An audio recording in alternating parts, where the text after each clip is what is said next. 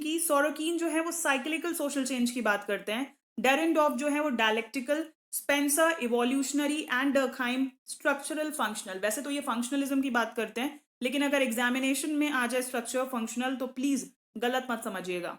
अब marriage and family in India, ठीक है, ये के एम कपाड़िया ने दिया है। तो आपको इसमें कंफ्यूज नहीं होना है, आपको बस ये समझना है कि यार इंडिया में जो आजकल शादियां हो रही है उसमें फैमिली बड़ी होती है कि छोटी होती है। ऑब्वियस सी बात है छोटी होती है ना।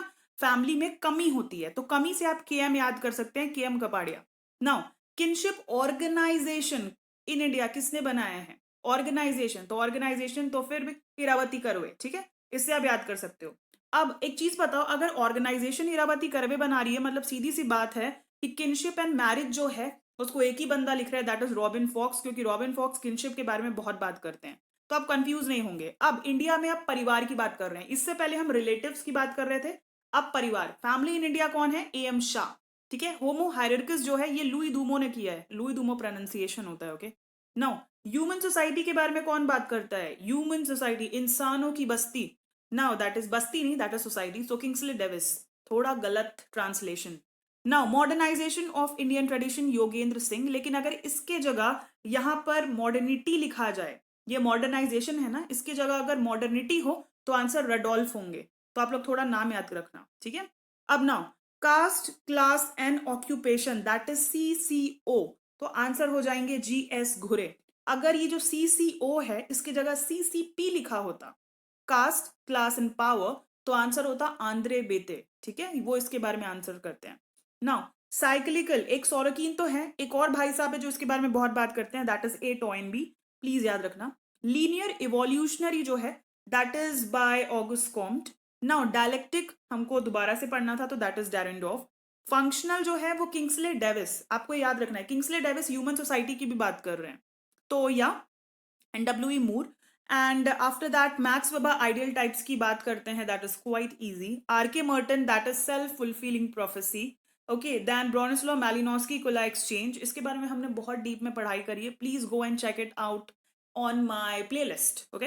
देन विल्फ्रेड परेटो जो है वो सर्कुलेशन ऑफ एलिट्स की बात करते हैं। A.R. Radcliffe brown, structure and function in primitive society. सिर्फ सुनने से नहीं होगा, प्लीज इन सब चीज को मेरे साथ याद करने की कोशिश करिए, बार बार इन लेक्चर्स को सुनो, बार बार इन्हें याद करने की कोशिश करो, हेडफोन में डालो, ठीक है, तब जाके चीजें याद होगी। किसी भी चीज को याद होने के लिए 4 बार रिवीजन बहुत इंपॉर्टेंट है, वो भी बिना देखे, ठीक है, तो उस तरीके से याद करना। Herbert Spencer talks about principles of sociology, बेहद जरूरी question.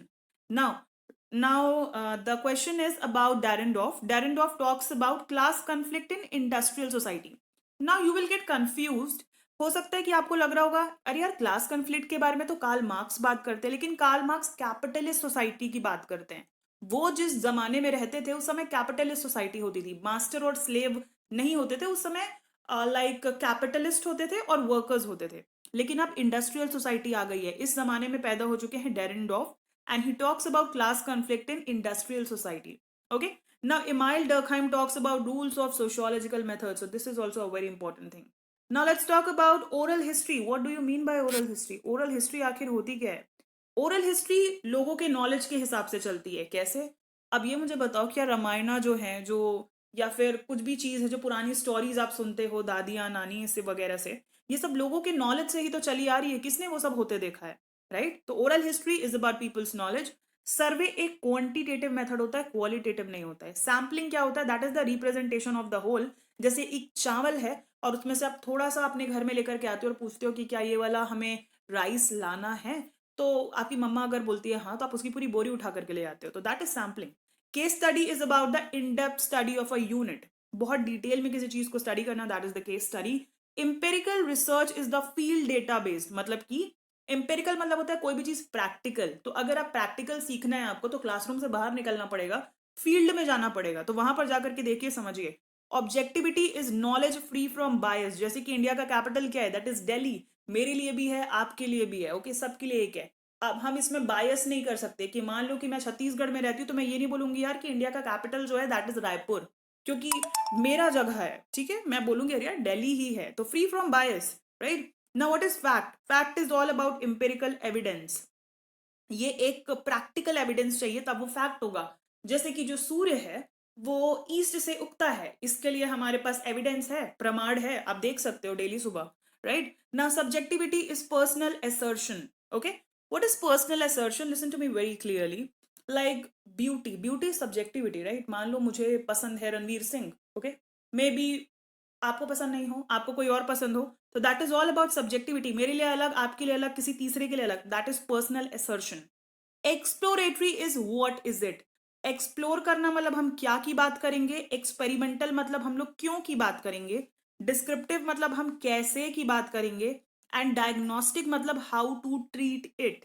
That is very simple, है ना? Now the structure of social action, social action के बारे में तो मैक्स वेबर भी बात करते हैं, लेकिन Talcott Parson talks about structure of social action, quite easy. The phenomenology of social world, that is by Alfred Hughes. Then presentation self in everyday life, that is by Goffman. तो ये चीज GH Mead नहीं होगा, ठीक है, Goffman होगा। और एथनोमेथोडोलॉजी का कौन स्टडी करता है? That is Harold Garfinkel. That is quite easy. Very few questions are left, तो प्लीज उसे याद करना। दैट इज जीएस घुरे किसके बारे में बात करते हैं? वो शेड्यूल्ड ट्राइब्स के बारे में बात करते हैं, प्लस उन्हें बैकवर्ड हिंदूज कहते हैं। तो that is a very famous P Y Q, तो इसको याद रखना। N K Bose talks about the tribal life of India, India में जो ट्राइबल लाइफ है उसके बारे में एनके बोस बात करते हैं। Now field studies on people of India, की जो यहाँ के लोग हैं उनके ऊपर फील्ड स्टडी करना, प्लस मेथड्स और पर्सपेक्टिव, नजरिया भी और मेथड्स भी, that is by Surajit Sinha. मैंने एन लिख दिया है, इसको प्लीज आप लोग ध्यान से देखना। Now races and cultures of India, races and cultures of India के बारे में डीएन मजुमदार बात करते हैं। तो आप इसको कुछ भी करके याद कर लो कि यार जो मजुमदार इंसान है वो बहुत तेज भागता है, मान लो आप ऐसे याद कर लिए। यहाँ पर रेस का मतलब आपने कलर क्रीड वाला नहीं बोला, यहाँ पर तेज भागता है वाला, मान लो इनकेस आपने कर लिया, तो आपका आ जाएगा answer races and cultures of India by D N Majumdar. Delinquent boys, ऐसे लड़के जो कि भटक गए हैं, गुमराह हो गए हैं, that is by A Cohen.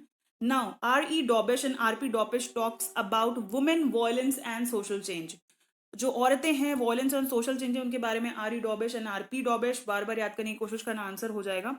Now जी से होता है गार्डनर, जी से होता है जेंडर, तो सी बी गार्डनर का आंसर होगा gender and public harassment. Okay. Now women and crime के ऊपर कौन बात करता है? वुमेन एंड वॉयलेंस के ऊपर तो डॉबिश लोग बात करते हैं, लेकिन वुमेन और क्राइम के बारे में हेडनसन बात करते हैं। नाउ अब इन्वायरमेंट की थोड़ी बात करते हैं, sociology of environment, that is Anstead. Okay, तो ये याद रखना आप। ओके, दूसरी चीज है कि staying alive women ecology and survival in India, that is bye Pawar and Patil. तो एक्चुअली होता क्या है ना कि मध्य प्रदेश जो है वहां पर बहुत सारे जंगल है और वहां पवार लोग बहुत रहते हैं, ठीक है, जिन्हें परमार भी कहा जाता है। तो आप इस तरीके से याद कर सकते हैं कि staying alive women ecology and survival in India, so the answer is S N Pawar and R B Patil. Okay, now third wave, that is Alvin Toffler, a very easy thing. modernization protest and change, modernization MPC, that is by Vandana Shiva, modernization protest and change. तो इस तरीके से आप चीज़ों को याद कर सकते हो, that is quite easy. Thank you so much. I hope आपको चीज़ें समझ में आ रही होंगी और मज़े करिए।